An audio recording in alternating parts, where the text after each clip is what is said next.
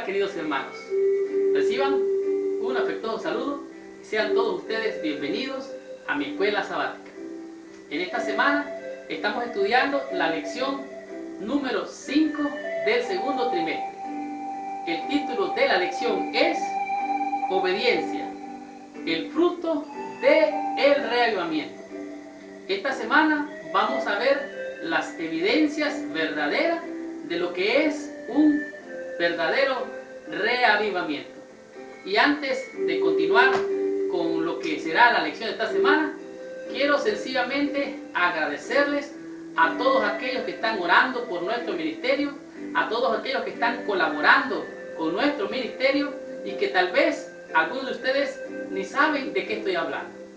Posiblemente usted no ha ido todavía allá abajo donde dice proyecto sitio web, donde nosotros estamos impulsando un proyecto para tener nuestro propio sitio web donde vamos a estar compartiendo más materiales de mi escuela sabática.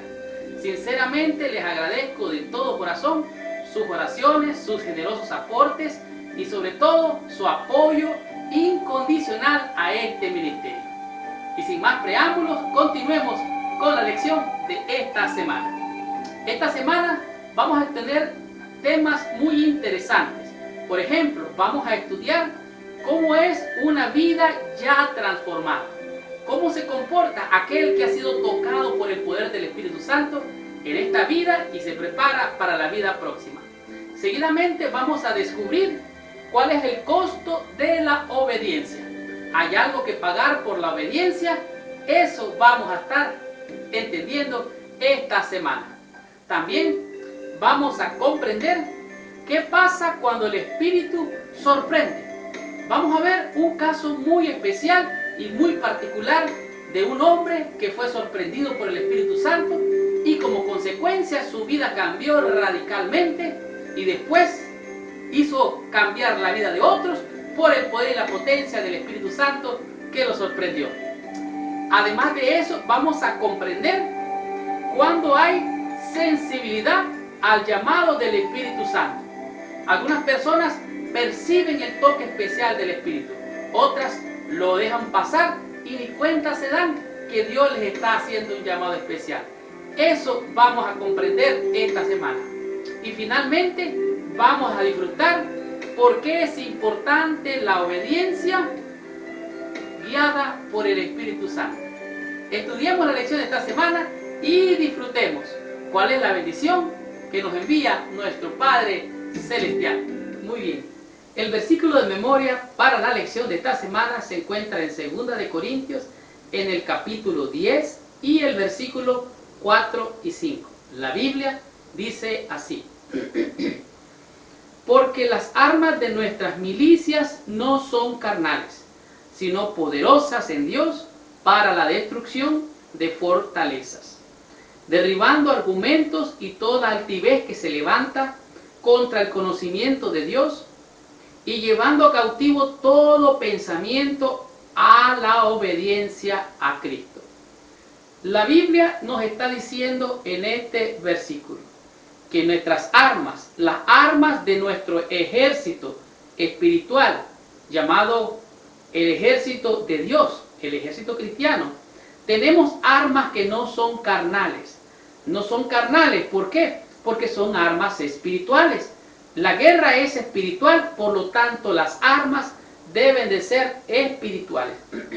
Y dice que estas milicias están armadas espiritualmente para derribar argumentos, para derribar todo aquello que trata de levantarse en contra de Dios. Están hechas estas armas para la destrucción de fortalezas. Pero algo interesante que me llama la atención es la parte final del versículo 5, que dice que estas milicias o estas armas espirituales nos ayudan a llevar cautivo todo pensamiento a la obediencia a Cristo. O sea, nuestros pensamientos deben de estar sujetos a la obediencia de Cristo. ¿Por qué? Porque estas son las armas espirituales que nos van a ayudar a derribar las fortalezas. La lección de esta semana es una lección verdaderamente bien interesante porque en ella podemos encontrar lo que es el fruto del verdadero reavivamiento. Como he estado comentando, algunos malinterpretan el reavivamiento y lo confunden con las emociones, producto de que tal vez se sumergen en un libro acerca de los tiempos finales, las señales, la destrucción, la muerte, la persecución y todo lo que es el tiempo de angustia de Jacob. Entonces esta gente queda alterada, nerviosa, y creen que eso es reavivar la fe. En realidad lo que están ellos es preocupados, ansiosos, desesperados y con miedo. Entonces, ¿qué es lo que es el verdadero reavivamiento? Aquí dice en la lección que hubo un tiempo, es una ilustración de impacto, dice, un hombre llamado Evan Robert se puso con sus amigos, comenzaron a orar fervientemente por el derramamiento del Espíritu Santo y como consecuencia estuvieron intercediendo por el pueblo, estuvieron estudiando la Biblia y estuvieron compartiendo la fe. Oiga bien, hicieron tres cosas. Número uno, interceder por el pueblo que les rodeaba. Número dos, estudiaban con diligencia y a profundidad las Escrituras. Y número tres, compartían la fe con todo el pueblo. ¿Qué creen que pasó? ¿Cómo los resultados vinieron allí en el pueblo de Gales? Resulta que los resultados de este avivamiento se vieron por todo el país. Durante el día la gente concurría de miles a la iglesia para orar. Los groseros mineros de allí de Gales, que normalmente maldecían, se transformaron en caballeros bondadosos y corteses. Si eso es impresionante, escuche lo que impresiona más. Aún los caballos que trabajaban en las minas de carbón tuvieron que aprender nuevas órdenes, porque estos hombres maltrataban a los caballos, los trataban groseramente de una manera terrible. Entonces, al cambiar la conducta de estos hombres mineros, resulta que los caballos tuvieron que reaprender su conducta. Aunque los caballos que trabajaban en las minas de carbón tuvieron que aprender nuevas órdenes, porque los mineros ya no maldecían más. Vidas transformadas y obedientes brotaron de corazones convertidos. Esta es una evidencia irrefutable de un verdadero reavivamiento. Estudiemos y aprendamos de la lección del día domingo con el tema que es la vida transformada. ¿Cómo es una vida ya transformada? Eso vamos a estudiar. Este día podemos ver lo que es la base sólida y clara de lo que es la transformación de un ser humano cuando se pone en las manos de Dios y está dispuesto a ser usado. En este día podemos ver la experiencia del apóstol Pedro, el antes, el durante y el después de la cruz. Realmente es sorprendente lo que podemos estudiar en este día. Dice que el reavivamiento no resulta en algún sentimiento cálido y difuso de supuesta cercanía a Jesús. O sea, si usted se siente emocionado al acercarse a Dios buscándole, eso es normal, pero no quiere decir que si siente emociones y se emociona, no es necesariamente un reavivamiento. Las emociones tienen su parte, pero no es ese prácticamente el fin y el medio en sí. Hubieron grandes hombres que escribieron los relatos bíblicos. Algunos se sintieron en algún momento muy próximos a Jesús, tanto así que escribieron cosas bien interesantes, tanto así que describen la manera maravillosa como Dios los usó. Sin embargo, hubieron también momentos en los cuales esos mismos hombres se sintieron distantes, lejos de Jesús, y hubieron otros momentos en que se sintieron elevados en emoción y éxtasis sobre la experiencia de estar en la presencia del Señor. Ellos se deleitaron en el gozo de su presencia. Sin embargo, nuestros sentimientos no son el fruto del reavivamiento, pero la obediencia sí lo es. En otras palabras, cuando usted siente la convicción de hacer la voluntad de Dios, usted lo va a notar, que usted desea agradar a Dios. Sin embargo, esto es evidente en la vida de los discípulos después del Pentecostés. En el caso de Pedro, nos encontramos a Pedro antes de la cruz, cuando Jesucristo está próximo a morir. Se encuentra Pedro allá afuera en el patio, y estando allí en el patio una mujer lo reconoce y le dice, ¿sabes qué? Tú también estabas con el Galileo. Decir eso era decir, tú también estabas con esa gente, con este hombre de Galilea, que es un hombre revoltoso y conflictivo. Y Pedro dice, no, yo no conozco a ese hombre, ni sé quién es. y se va de allí y se va al otro lado del patio y se encuentra con otra mujer. Esta otra mujer le dice, sí, sí, tú también estabas con el Galileo, tu manera de hablar es como la de ellos. Y dice, yo no conozco a este hombre. Y dice que de tal manera, la manera de hablar de Pedro, empezó a maldecir y empezó a decir cosas groseras. Entonces el gallo cantó, en la tercera vez que él le negó. Así es que Pedro era débil en su carácter con relación a Dios. Seguidamente lo vemos después de la resurrección, cuando Jesús, después de haber comido con ellos, le dice, Simón, hijo de Jonás, ¿me amas más que esto? Y él dice, Señor, sí, Señor, tú sabes que te amo, ¿ok? Apacienta mis corderos. Y después el Señor le vuelve a repetir, Pedro, ¿me amas más que esto? Hijo de Jonás, ¿me amas? Y dice, Señor, tú sabes que te amo. Y después Jesús le vuelve a preguntar, Simón, hijo de Jonás, ¿me amas? Y entonces Pedro le dice, Señor, se empezó a entristecer y dice, tú lo sabes todo. Él fue confrontado con su realidad. Dios lo quería confirmar en la fe.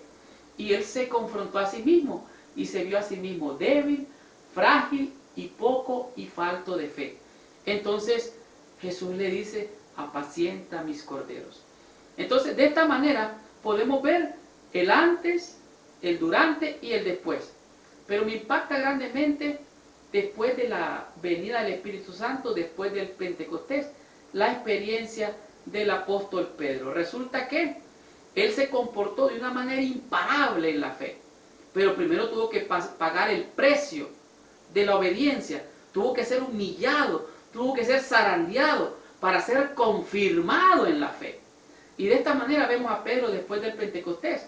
Dice que habían milagros por las calles, la gente sacaba a los enfermos, la sombra de Pedro pasaba y tocaba al enfermo y eran sanados. Entonces lo agarraron a Pedro, lo pusieron en la cárcel y estando allí en la cárcel, Dios saca a Pedro de la cárcel.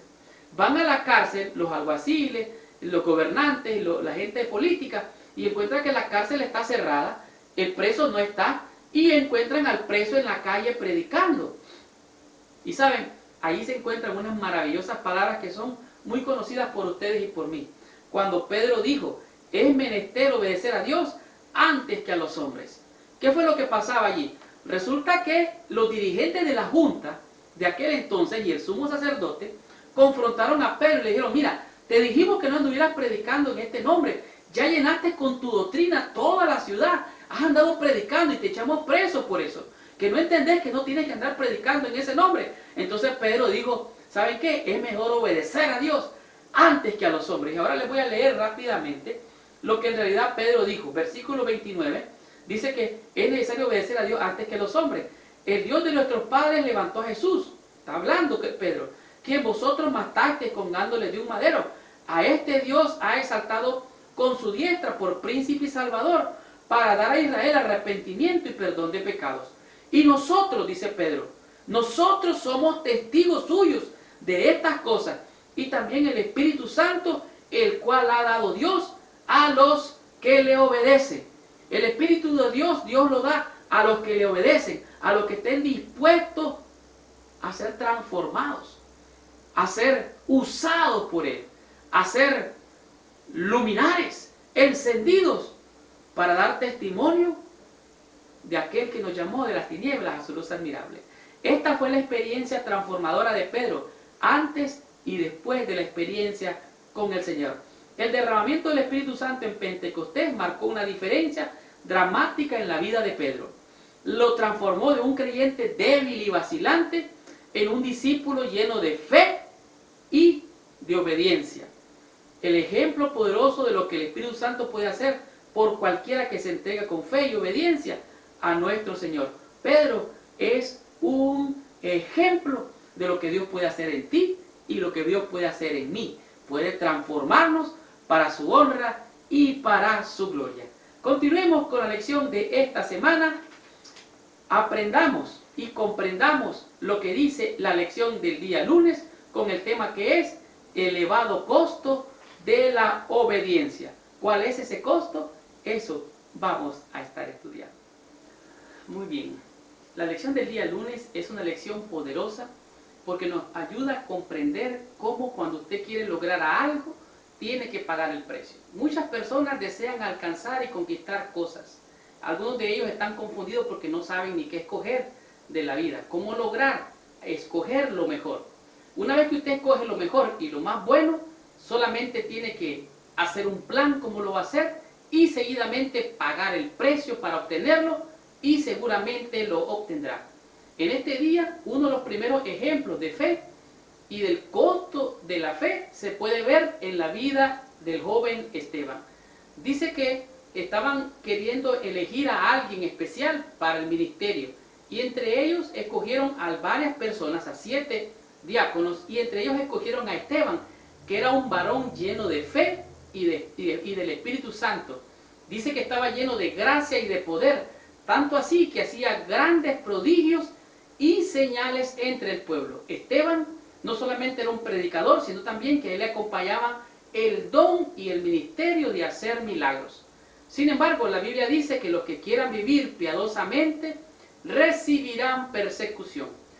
Todos los discípulos, menos uno, sufrieron la muerte del martirio. Fueron apedreados, encarcelados, quemados en estaca y naufragaron. A veces la guerra espiritual fue feroz, pero Jesús, su Señor y Salvador, estuvo a su lado para fortalecer su fe. Esteban dio un tremendo sermón y al dar este tremendo sermón, él concluyó su sermón acusando a los líderes religiosos de Israel de violar el pacto de Dios y resistir la influencia del Espíritu Santo. ¿Qué fue lo que pasó? Que los líderes religiosos, cuando oyeron estas cosas, dice la Biblia, se enfurecieron y crujían los dientes contra él. Pero Esteban, lleno del Espíritu Santo, dice, puesto los ojos en el cielo, vio la gloria de Dios y vio a Jesús. Y entonces dice que era tanta la ira que sintieron en contra de Esteban, que lo sacaron de la ciudad a empujones, y allí en la ciudad, fuera de la ciudad a empujones, lo apedrearon y empezaron a golpearlo. Y Esteban, lleno del Espíritu Santo, dijo, veo los cielos abiertos, y vio a Dios. Y entonces dijo, Señor Padre, no les tomes en cuenta este pecado. Y entonces dice que lo mataron, y cuando él dijo, veo los cielos abiertos, y pidió perdón por ellos, dice que expiró y entregó el Espíritu Santo. Los que quieran vivir piadosamente recibirán persecución, y el que se mete al Redentor tiene que morir crucificado. Esteban fue obediente al llamado de Dios y fiel a la misión que le dio aún hasta la muerte. Aunque no todos seamos llamados a morir por nuestra fe, necesitamos estar tan comprometidos con nuestro Señor que si fuéramos llamados a la muerte, tendríamos que morir. ¿Por qué? Porque esta vida es pasajera. Jesucristo dijo, no temáis a los que matan el cuerpo. ¿Qué dije? No temáis, no tengan miedo a los que matan el cuerpo. Pero es que, hermano, viene la persecución. No temáis a los que matan el cuerpo. Si tu blanco, si tu meta, si tu objetivo, si lo que quieres alcanzar es el cielo, ¿qué importa que esto mortal se muera? Si Jesucristo lo va a levantar revestido de incorrupción. Así es que hay que pagar el precio, si fuera posible hasta la muerte. El Señor dice en Apocalipsis, sé fiel hasta la muerte y yo te daré la corona de la vida. Estudiemos la lección del día martes con el tema que es cuando el Espíritu sorprende. Veamos qué nos dice, qué pasa cuando hay sensibilidad en el alma. Muy bien, en este día es la experiencia hermosa de lo que es cuando el Espíritu de Dios sorprende a un individuo que está de manera renuente y rebelde yendo por caminos equivocados. Aunque Saulo estaba realmente equivocado, él era un hombre sincero. Él estaba sinceramente equivocado. Y al viajar por Damasco para capturar a los cristianos y arrastrarlos a Jerusalén, Pablo se encontró con Jesús de manera cara a cara. Sigo leyendo. Jesús lo sorprendió dramáticamente. La experiencia de Saulo en el camino a Damasco cambió no solo su vida, sino también la vida del mundo entero. Resulta que Saulo de Tarso, conocido después como el apóstol Pablo, iba de camino yendo por un lugar llamado Damasco. Casi llegando a Damasco, él vio un resplandor tan glorioso que lo dejó ciego y lo hizo caer por tierra. Además, él oyó una voz que le decía: Saulo, Saulo, ¿por qué me persigues? Cuando Saulo escucha esta palabra, dice Saulo, Saulo, significa que él estaba hablando con ternura, con cariño, como quien dice, le estaba diciendo: Pablito, Pablito, ¿qué estás haciendo? Entonces él, como no miraba nada, solo veía la luz, dijo: ¿quién eres, Señor? O sea, aunque él sabía de Biblia, aunque él sabía el Torah, aunque él sabía de religión, de ritos, de doctrina, él no conocía al Señor. Entonces el Señor le dice: yo soy Jesús, a quien tú persigues. Dura cosa es dar coces contra el aguijón. Y entonces ahí comienza la pregunta. Entonces dice Pablo: ¿y qué quieres que haga? Oiga bien, cuando hay reavivamiento verdadero, la obediencia viene de manera natural. El apóstol Pablo dice o pregunta al Señor: ¿qué quieres que haga? Pero entonces el Señor no le responde inmediatamente, sino que hace algo interesante. Pasa esta tarea a la iglesia de Dios en esta tierra. Ya no era la iglesia anterior, era la iglesia. Ahora era la iglesia apostólica. Entonces le dice: ¿sabes qué? Vete a Damasco, que literalmente significa una planta de dulce olor. Vete a Damasco y ahí se te va a mostrar lo que tienes que hacer. Entonces los hombres que iban con Pablo vieron realmente la luz, pero no escucharon la voz, no vieron nada. Entonces lo llevaron de la mano, dice. Pablo estaba temeroso, temblando, le llevaron a Damasco. Y por 3 días él estuvo técnicamente ciego, sin ver.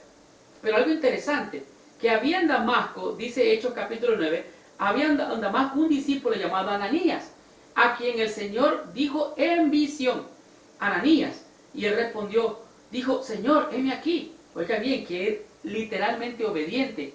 Ananías a la voz de Dios la reconoció de manera inmediata. Y le dice: Ananías. Y él respondió, dijo: heme aquí. Señor, levántate, le dice el Señor, y ve a la calle que se llama derecha, a la casa de Judas.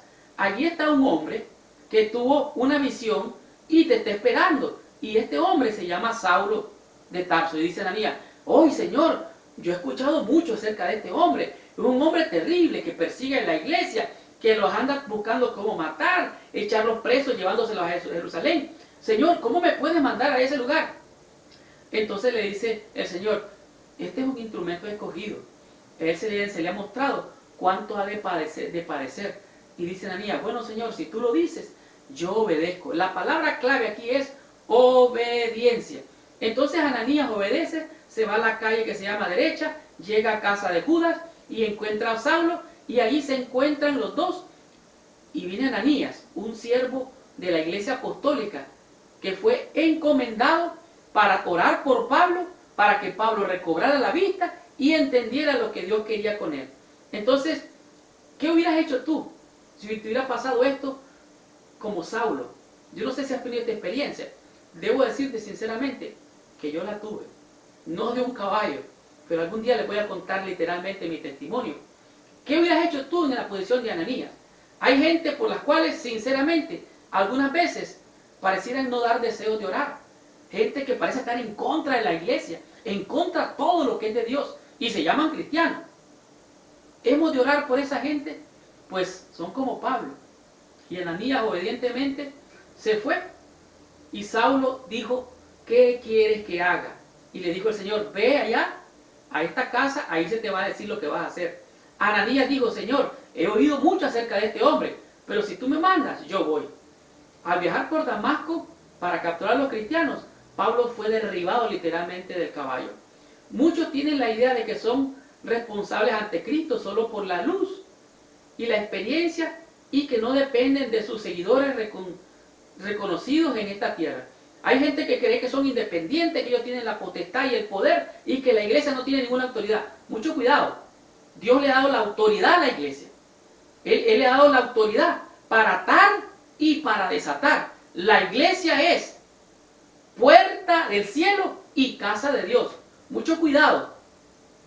Sigo leyendo. Cuando en medio de su ciego error y prejuicio se le dio a Saulo una revelación de Cristo a quien perseguía, se lo colocó en directa comunión o comunicación con la iglesia, que es la luz del mundo. ¿Qué hubieras hecho tú en lugar de Saulo? ¿Qué hubiera hecho yo en lugar de Ananías o en lugar de Saulo? Cuando el Espíritu sorprende que vas en dirección equivocada, Él te va a mostrar lo que tienes que hacer. El Espíritu te va a sorprender, te va a impresionar, y Dios mismo te va a revelar de tal manera que vas a entender el camino. Ahorita mismo recuerdo en mi corazón las palabras que dicen, vas a oír una voz que te va a decir, mira, este es el camino, andar por él.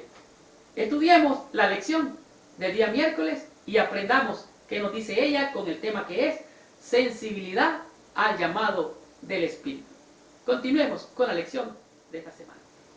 Muy bien, la lección del día miércoles es una lección que es realmente crucial, porque es el momento en el cual se enfrentan dos grandes hombres, y podríamos decir tres, a la verdad de Jesucristo. Resulta que a lo largo del ministerio del apóstol Pablo, él fue guiado por el Espíritu Santo. Él fue realmente instruido por el Espíritu de Dios, y él recibió el poder de lo alto. En su defensa ante el rey Agripa, él describió la visión celestial que él tuvo en camino a Damasco. Y ante esta situación, en el libro de Hechos, capítulo 26, del versículo 19 al 32, describe prácticamente lo que sucedió.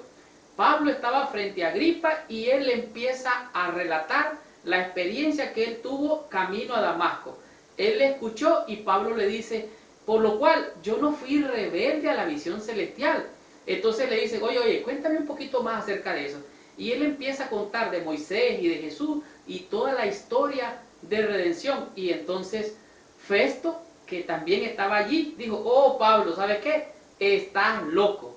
Yo no sé, pero parece que las muchas letras te han vuelto loco. Y entonces Pablo responde, no estoy loco, excelentísimo Festo. Entonces, Festo, no estoy loco. Y entonces él empieza a relatar y le dice, señor rey, sobre estas cosas, usted sabe lo que son estas cosas.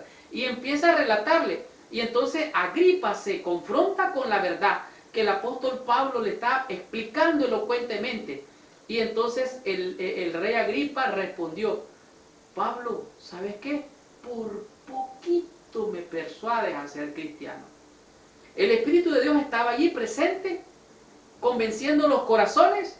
Sin embargo, el rey Agripa dijo, por poquito, o sea, casi me salvo, por poco. Entonces, no podemos estar por poco salvo o casi salvo, o somos o no somos salvos. La sensibilidad llamado el Espíritu debe de ser una conducta de obediencia y de atención a Él. El rey Agripa no cedió al poder convincente del Espíritu Santo. Su propia autosuficiencia y sus deseos egoístas estaban en conflicto con los impulsos del Espíritu que lo animaba a una nueva vida en Cristo. Él rechazó el llamado y por lo tanto podríamos decir que el rey Agripa rechazó el llamado de salvación y escogió la perdición. Al seguir obediente la conducción del Espíritu Santo y caminar a la luz de la verdad de Dios, Él revelará continuamente más luz y verdad. De igual manera, cuanto más alejemos las insinuaciones del Espíritu Santo y tanto más lo recitamos, más duro se pondrá nuestro corazón. El Señor está allí llamando, dice la Biblia, con gemidos indecibles. Tú eliges, yo elijo. No vayamos a escoger, como dijo el rey Agripa, por poco me persuade. Hemos de ser sensibles a la voz del Espíritu Santo. Hemos de escuchar, poner atención e identificar cuando el Señor nos está llamando. Continuemos con la lección de esta semana. Comprendamos y aprendamos lo que nos dice la lección del día jueves con el tema que es obediencia guiada por el Espíritu. Muy bien, en este día es un día muy especial porque nos presenta claramente qué significa estar realmente reavivado, o mejor dicho, haber hecho una reforma en nuestras vidas. Resulta que la obediencia guiada por el Espíritu nos presenta que el Espíritu Santo tuvo un lugar muy importante en la vida de nuestro Señor Jesucristo. Por ejemplo, dice que Él fue engendrado por el Espíritu de Dios.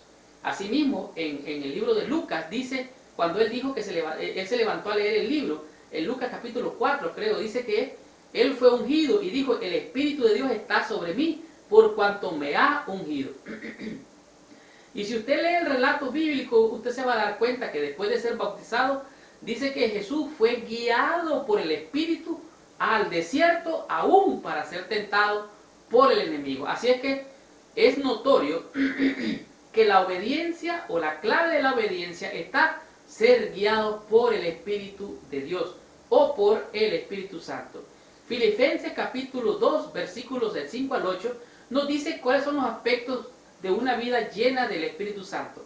Ahora, aquí nos presenta a Jesús como aquel que era Dios, pero no se hizo igual a Dios o no quiso, por así decirlo, usurpar el lugar de Dios en esta tierra, sino que Él, siendo Dios, se hizo hombre. Dice, sí, es así.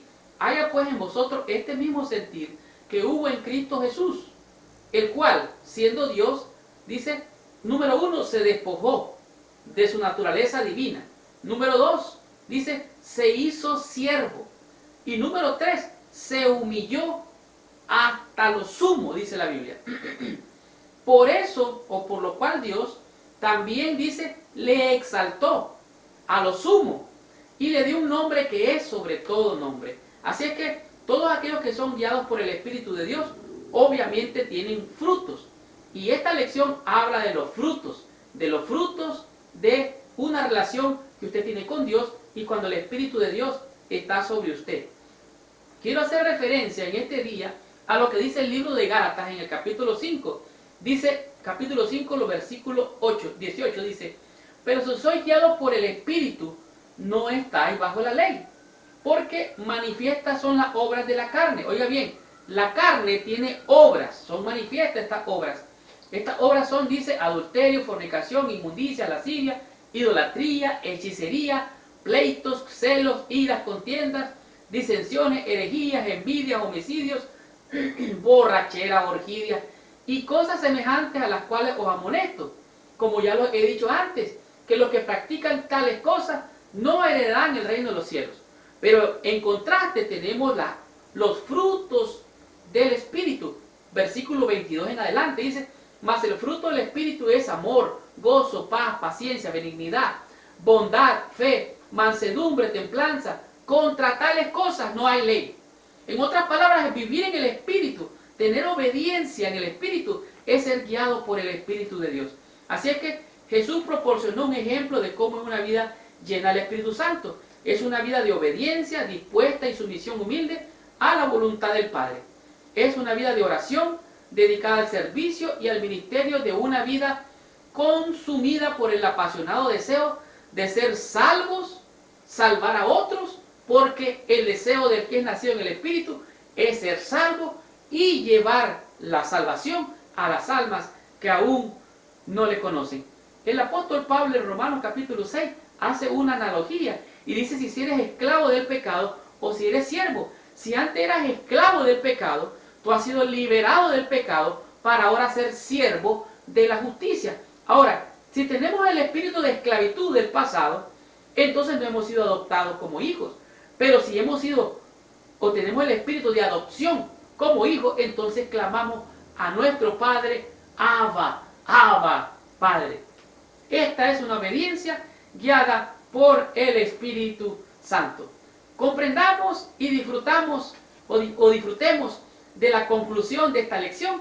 Recibamos total bendición con la conclusión de esta lección.